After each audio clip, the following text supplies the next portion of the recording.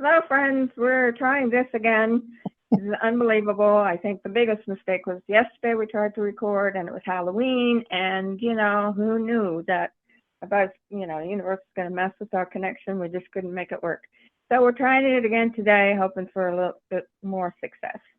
So today I kind of, I wanted to talk to my friend Kevin Walter. And talk a little bit about his experience with tarot cards or tarot cards. I've kind of thought, why over the years I've taken classes, but why I couldn't ever figure out how to use the cards, and if there's a big mystery to it, or it's just I'm not, into the understanding of how the cards work, or maybe, I don't know. I just go on without them, but a lot of people I know use cards, and a lot of people you out there kind of like to see some evidence, of your question other than just me explaining it verbally. Anyway, so I have Kevin Walter. He's a writer. He has his own tarot cards. He is a teacher, and he's also recently started some mandalas, which are beautiful for meditation or other purposes for you to relax by. And hopefully when this works, I can put the links down there so you can learn a little more about Kevin and see what's going on with him. So I'm going to say, welcome, Kevin. Thank you. Yes. And we're going to try this again, and it's going to work this time, isn't it?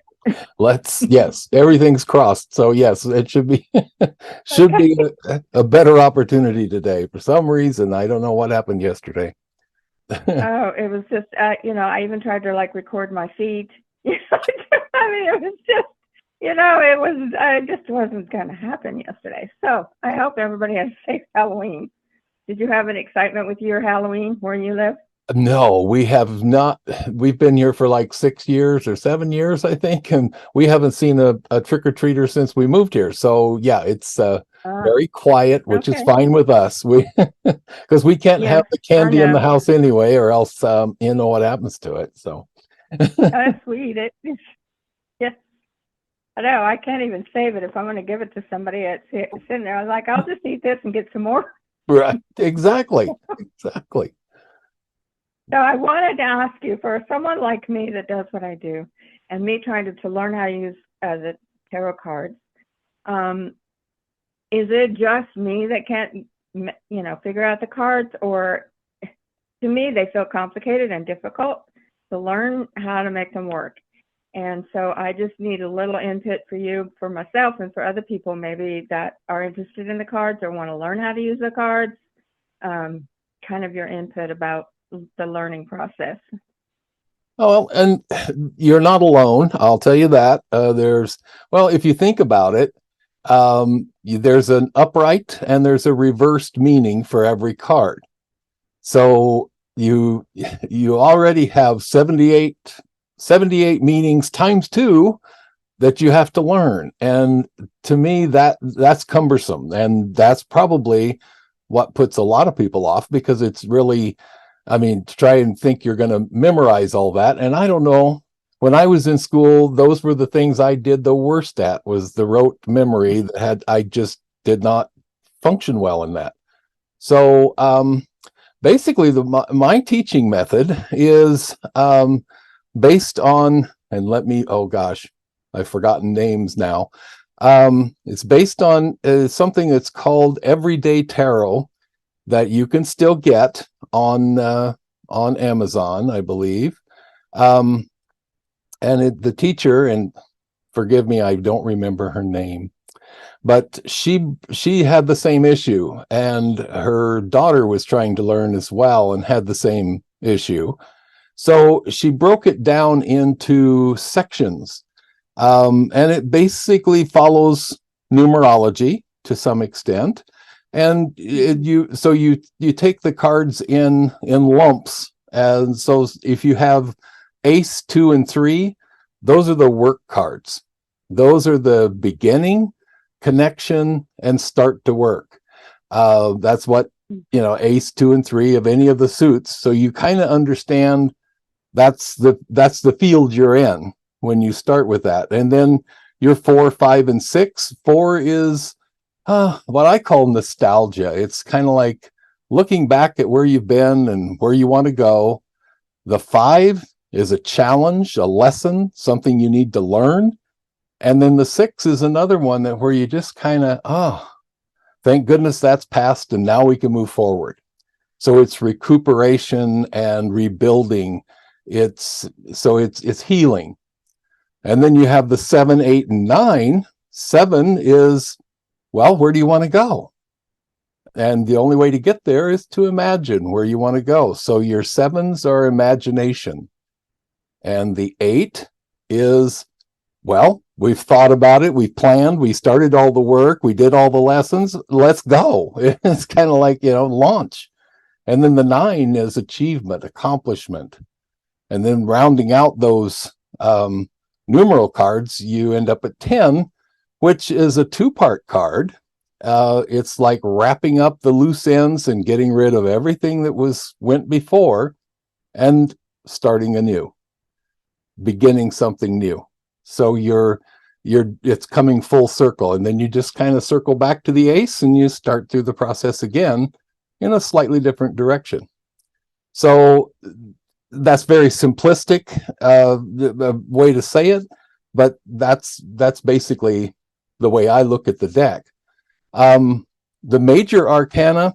Now, when you come to the majors, those are the 22 power cards, and those you do have to kind of understand the meanings behind those. So if you had to memorize anything, it would be those. Rest of it is mostly just following a system. And the court cards, or the royal families, those are all characters that you within yourself possess, whether it be a feminine character, a masculine character, or a child character. It's all of those things are within each of us, and we would be able to express them depending on the situation and the circumstance. So that's in a nutshell. That's lesson 1 in a nutshell. Okay. Well, it still sounds a little complicated to me. I don't know. Everything I do is with intuition. And so if I did say the reading for myself, can I do a valid reading for myself because I work with intuition? Yes, absolutely. That's the way I look at the cards.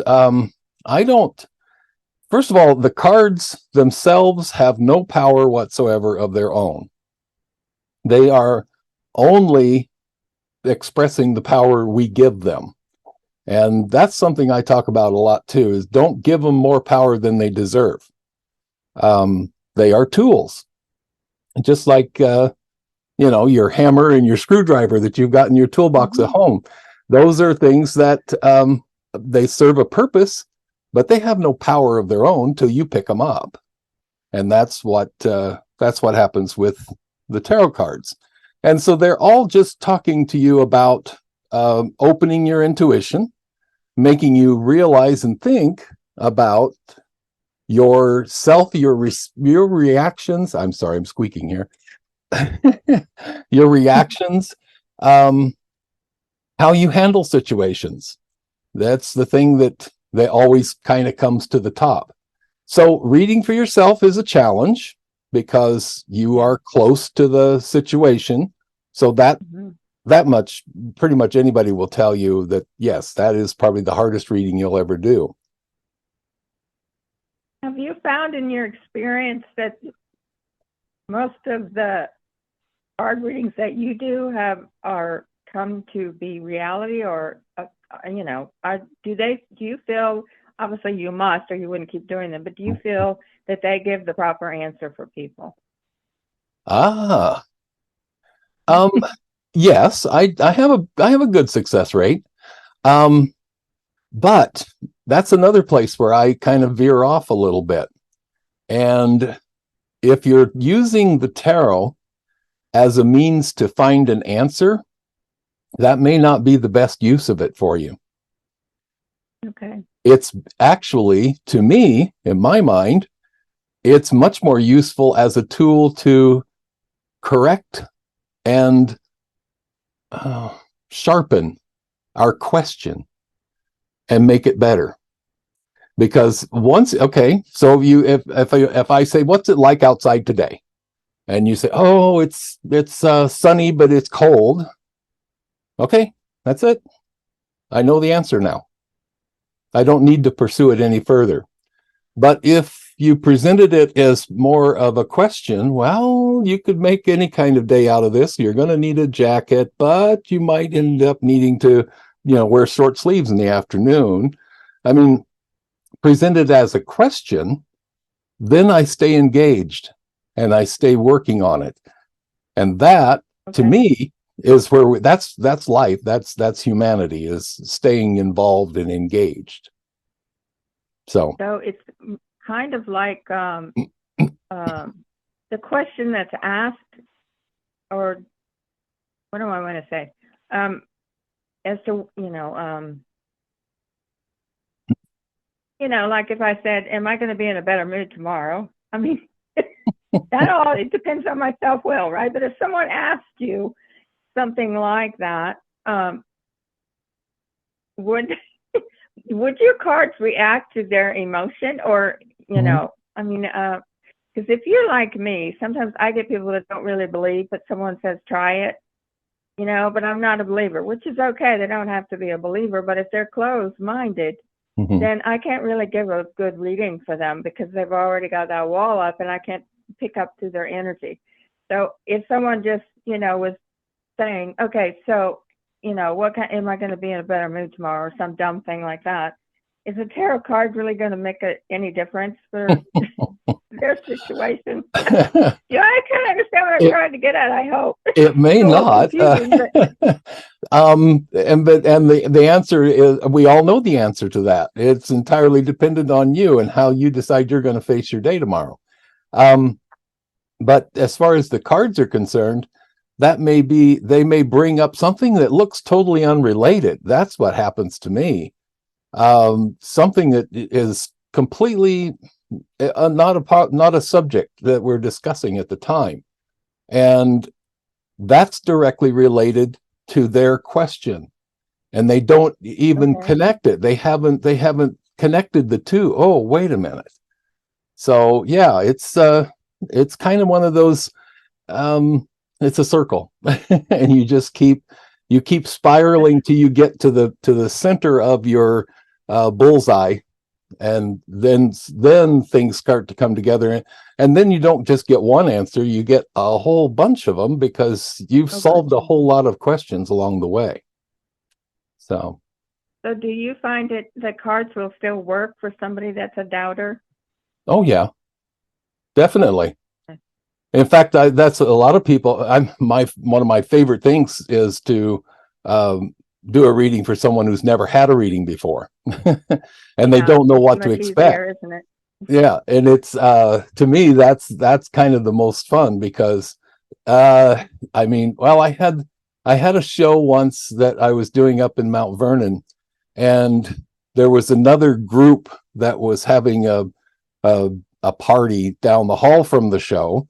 So they were trickling through and looking around, and had this young lady step up and start to ask me questions about the tarot. And I had my cards laid out, and I did the same as I'm doing here, kind of described how I look at them and what I do. And so I said, well, just pull a card, because I had them fanned. So I said, just pull a card and we'll go from there. So she did. And I pretty much her friend was with her, and she's looking at me with eyes wide open, and her friend is nodding and assuring me that I did get it. So sometimes, it takes the other person to tell the one getting the reading, yes, that's right, remember? Exactly. That happens with me a lot too. So they ended up both sitting down and having a full reading after that. But it's like, that's that's kind of the belief doesn't have a lot to do with it. In fact, some of the people who show up and really profess no belief at all, they're the ones that get the most out of it. So just another question, and then I don't want to stay on here too long. I don't want people to We're get fine. bored with us. But another question I have is,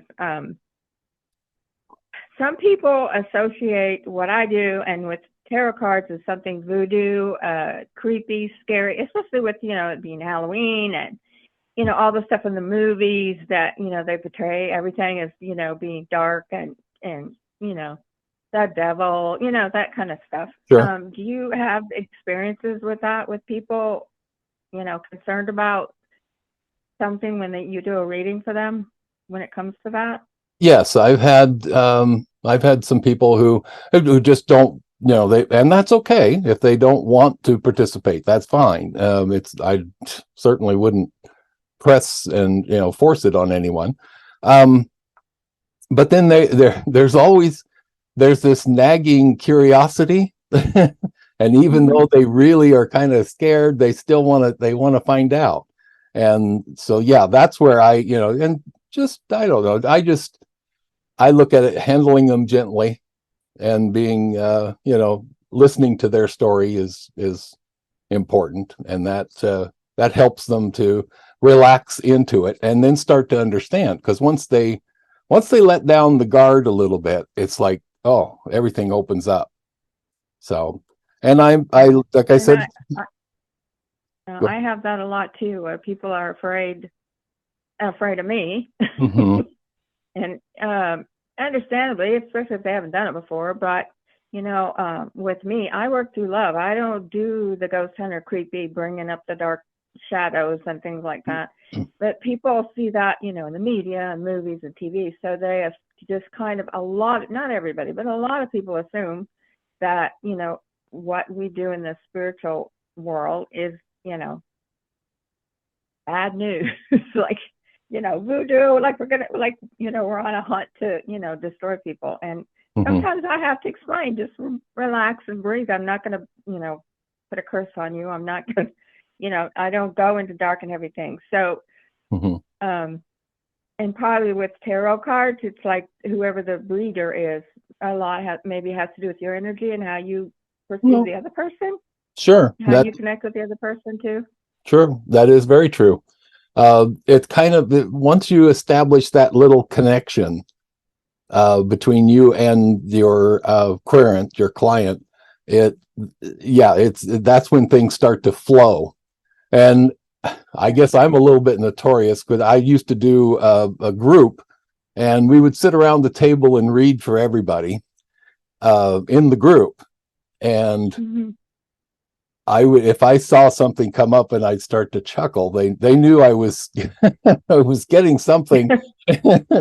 So it was maybe something they didn't want everybody to know.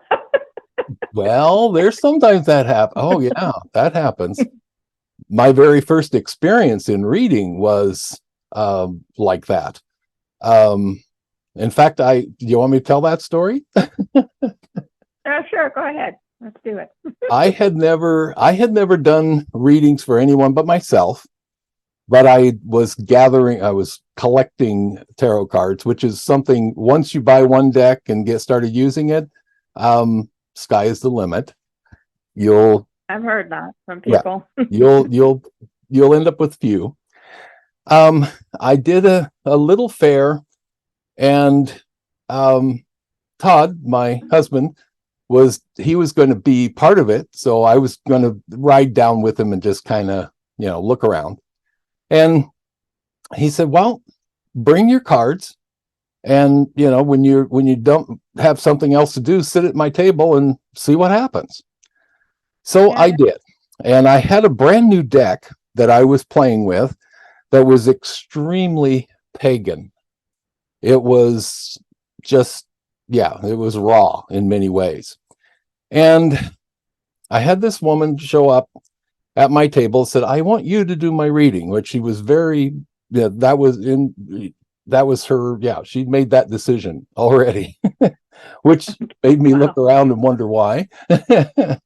But I started laying out cards, and one of the cards that came up right in the present, in the center of the reading, was one labeled Wild Man.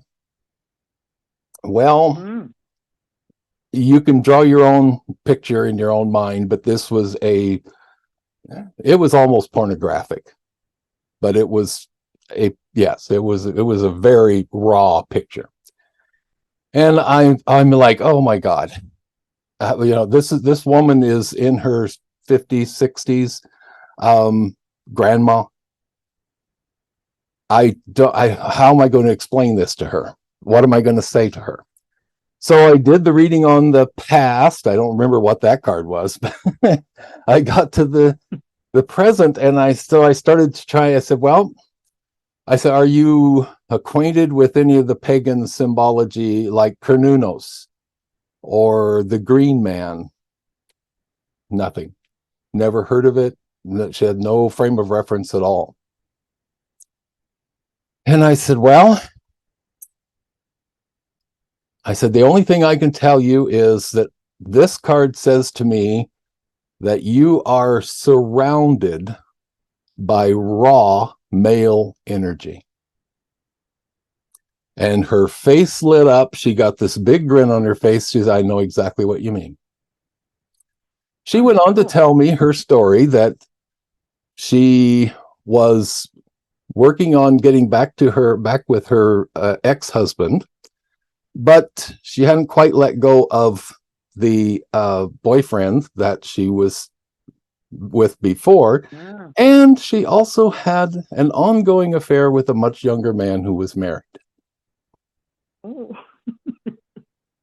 I'm sitting there with my mouth open. I couldn't think. I said, well, lucky you. So she says, yeah. And that's when I realized, okay, I can do this. And because it was just, it was obvious to me. I mean, it was very plain to me what was going on, and she validated everything. So. Wow. Awesome. It's exciting too, as the person giving the reading, or it is for me. I know when I get things right, I'm like, oh yeah, right? Like I always shock myself. I do too. Like, good point. Good point. I myself up here. I actually was right. Well, and that that's something we probably both need to work on. Maybe, but I also feel like it keeps me on my toes. That I'm not thinking that I'm always right about everything. Like I'm really, I want to, do the best for the person that I'm, working with. And I don't want to be too ego, but I also have to be confident that I know this is coming for you, not for me. And but there's a fine line in there where you boast in your ego, like, well, I know this is true, But anyway, that's another story. I just wanted to ask you, do you have your cards with you? I always have my cards with me. What do you mean? I'm just going to ask some questions, just for the heck of it. And I'll try to make it a little. The one I asked when we tried to do this before was a little heavy duty, but this one, just a little background. For as long as I can remember, my right ear will ring, and I get these little flashes of lights, that go this way. At first I thought, it's animals in spirit, or I thought, it's just energy that's passing by. But I'm wondering now, because I've had a lot of it in the last few days, not because of Halloween, because I don't go on the dark side, but if this could be my guides and my angels that I'm seeing, because it is light. And it's just it goes by, and it's always this side, and this ear will ring at the same time. So I'm wondering if it's divine. I'm hoping it's, because it's light, it's my divine helpers. Well, that's too complicated. our viewpoints are different, so I think it is divine, but maybe not in exactly the way you're thinking that it's divine. Okay. It is your divinity. Because that's where I believe all divinity is born from within, and we are connected to everything around us. So when I cut the deck and just drew a card based on what you were just saying, I got the Ace of Earth. Earth is all about our physical existence. It's about our money, our home, our health, all the things that are our physical existence. And the ace is a starting point, brand new beginning. So it's, excuse me. So that's why I'm getting, I think it is divine, but it is your own divinity speaking to you. It's your higher self. Okay, that would make sense. I mean, I do work with the divine, and I know that everybody calls it something different. There's different names. It is, as we all know, it's just greatest power of love. Exactly. And we can call it whatever we'd like to call it. My father was a minister and I'm a minister, and I just kind of grew up in the church. And so I say God and angels, but maybe other people call it something else, and that's okay too, as long as we believe there is something higher than us, and it's love. And we have that love in our life. So I'm hoping, I feel like it's either telling me that something's coming up, or, I just like I need, or you need to pay attention to what's going on in front of you, kind of like my little bells are going off.